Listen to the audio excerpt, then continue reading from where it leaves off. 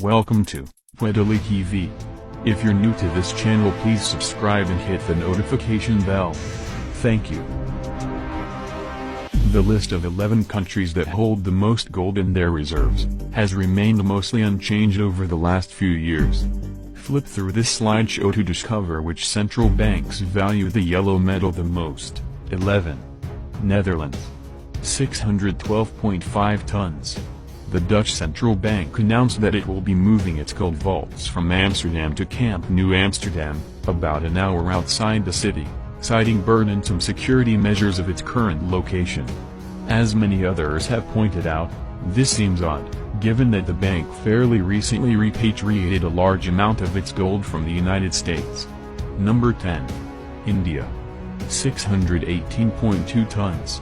It's no surprise that the Bank of India has one of the largest stores of gold in the world. The South Asian country, home to 1.25 billion people, is the second largest consumer of the precious metal, and is one of the most reliable drivers of global demand.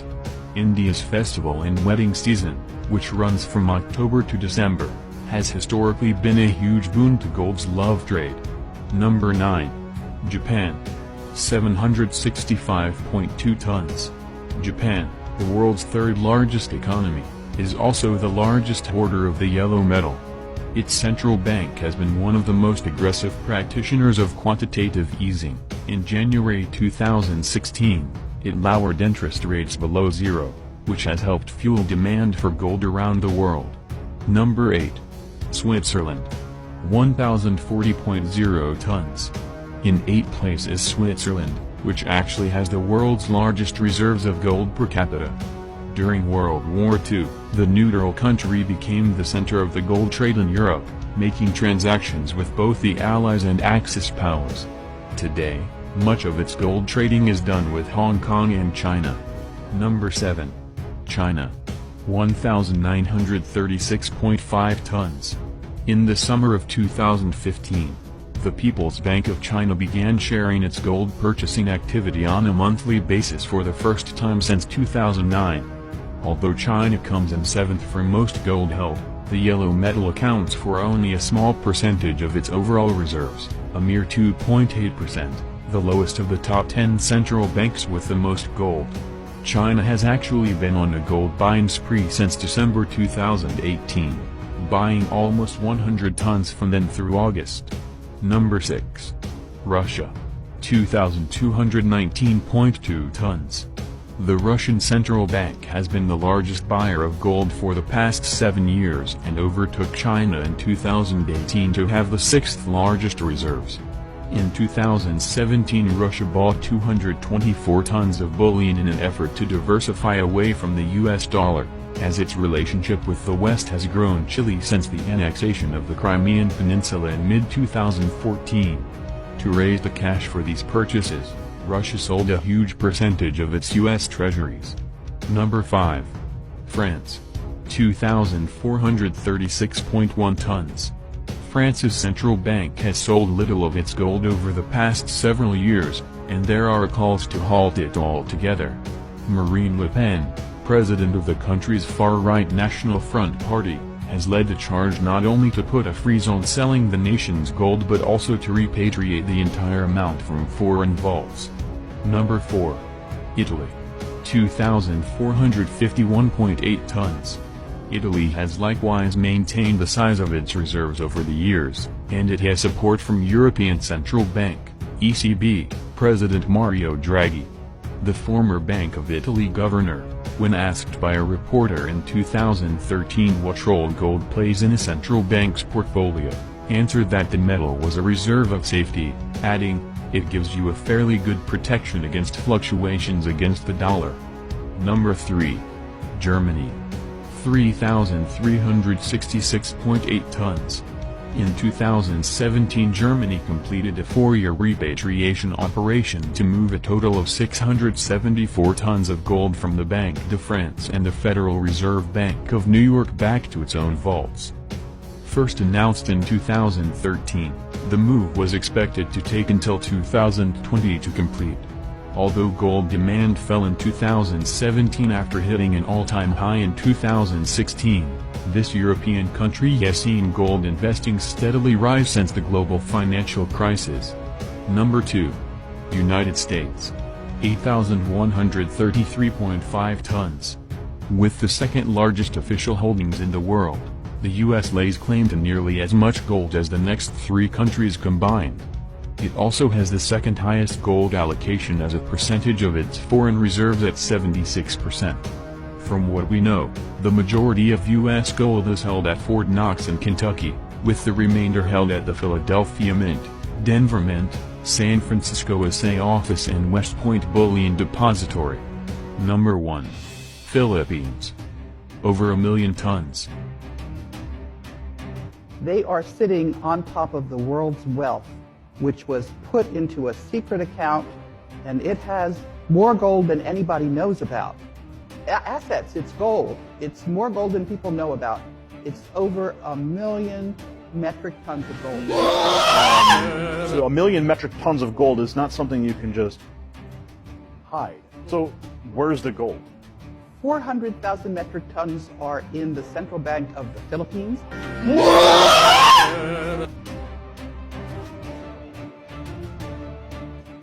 There's over 200,000 metric tons in Union Bank of Switzerland, and some of that gold is buried securely in the Philippines as well.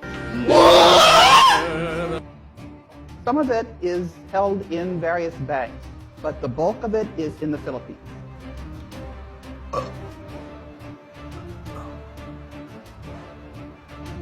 So the World Bank holds the note on that gold? No. It is in a special trust account that was set up by Ferdinand Marcos. Oh my God! What?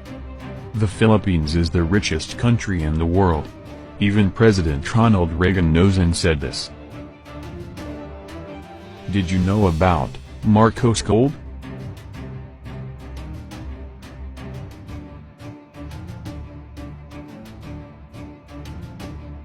In 1930 Europe was in a depression and Germany was financially bankrupt. An unknown party leader promised the German people that he could create jobs and boost its economy. The Germans dared him and put him in power. His name is Adolf Hitler. In June 1933, the Vatican and Hitler, a Roman Catholic, signed a concordat for mutual protection and enhancement. Shortly after that, Hitler was loaded with money. He built a massive army and manufactured weapons for war. Then Hitler took Poland. Before 1918, there was no Poland. That land was part of Germany and used as a buffer zone to separate Germany from Russia. But when Hitler reclaimed it, England declared war on Germany. Throughout the Spanish occupation of the Philippines, members of the Taino clan have been visiting Europe since some of their relatives were English and Austrian. From 1866 to 1898, Prince Julian MacLeod Taino had also been frequenting the Vatican. In 1934, under Pope Pius XII, the Vatican negotiated with a member of the Filipino royal family, the Christian Taino clan in Philippines. An agreement was reached that 640,000 metric tons of the Taino gold would be lent to the Pope. This was part of that gold accumulated by the Southeast Asian Empire during its glorious reign of 900 years. In 1939, 2 members of the Taino family and a Roman Catholic priest, Father José Antonio Diaz, brought the gold from Cotacinabaldo, Salga, to the Vatican. After doing this, Father Diaz went back to the Philippines and resided in Cabanatuan City. After World War II, he facilitated the safe return of the 640,000 metric tons of gold from the Vatican to the Philippines. A lease agreement was made between the Taino clan and the Philippines government. A total of 617,500 metric tons of gold was deposited in the newly installed Central Bank of the Philippines to comply with its requirement for gold reserve. Under the terms of the contract, the central bank became the holder of that gold. That lease agreement will expire in the year 2005. Having gained the trust and confidence of Father Diaz, the Taino clan made him the main negotiator and trustee of their gold. Father Diaz, in turn, hired the services of attorney Ferdinand de Marcos, then a highly recommended brilliant young lawyer having attained notoriety when he successfully defended himself in a now-undisclosed case in 1939. The Tellano clan paid commission to Father Diaz and attorney Marcos in gold, 30% from the principal of 640,000 metric tons.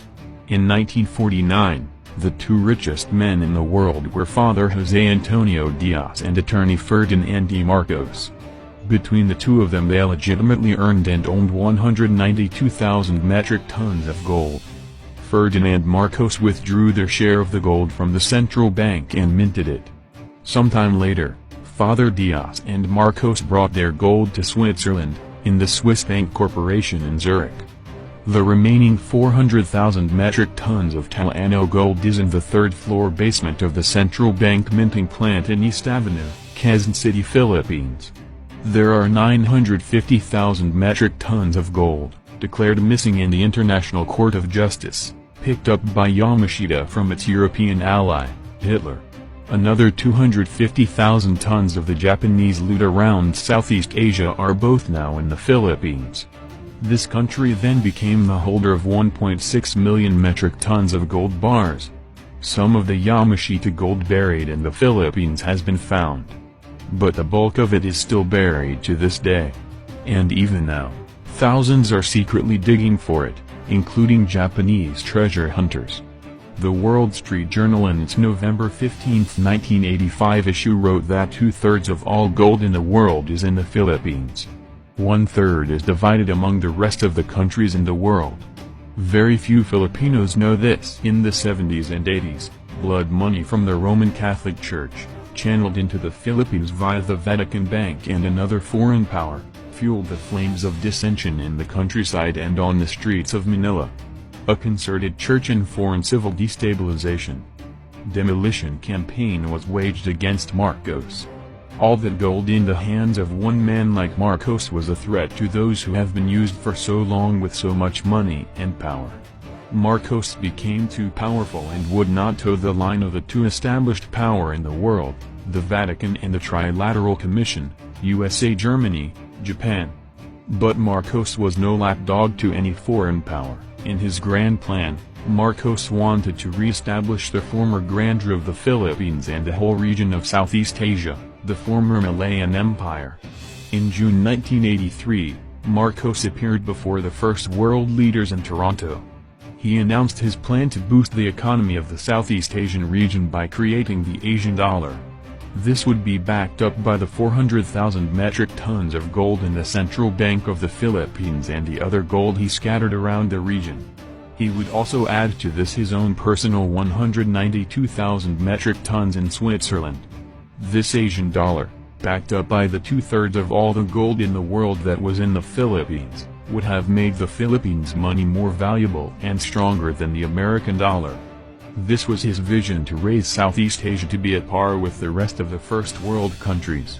When Father José Antonio Diaz, alias Severino Sandaromana, died in 1974, all that 30% commission in gold became legendary Marcos gold. After providing for his family in Marcos' letter of instruction, the whole wealth derived from this was supposed to be given to the Filipino people. This was the Marcos wealth that some politicians and churchmen kept on saying was the ill-gotten Marcos wealth that until today is in Marcos' secret accounts. Here, 170 banks that Marcos deposited money on.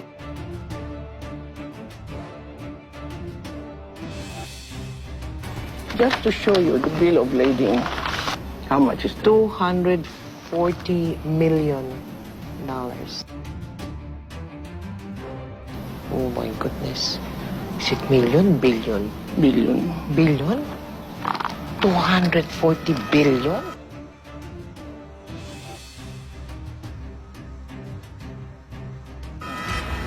Only one shipment.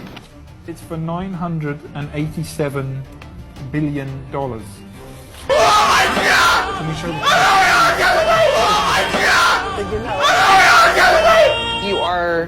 You are rich beyond compare. No, this will save the world. The world. So, Mrs. Marcos, are you saying you're open to giving some or an amount of this one to the country, to the Filipinos. Not only the Philippines, but the world. On April 9, 1973, Marcos said, "My earthly goods have been placed in the custody and for the disposition of the Marcos Foundation dedicated to the welfare of the Filipino people."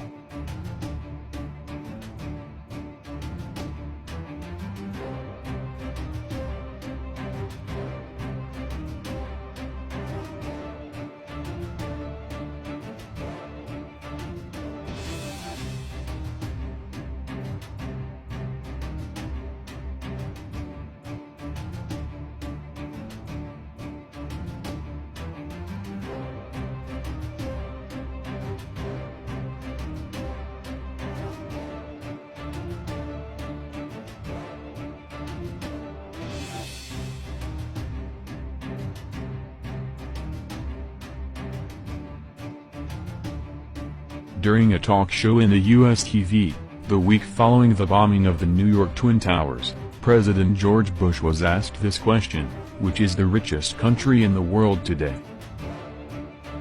With a smile he said, "The Philippines." Is it real? You decide. Leave a comment down below. Thanks for watching. I hope you like this video.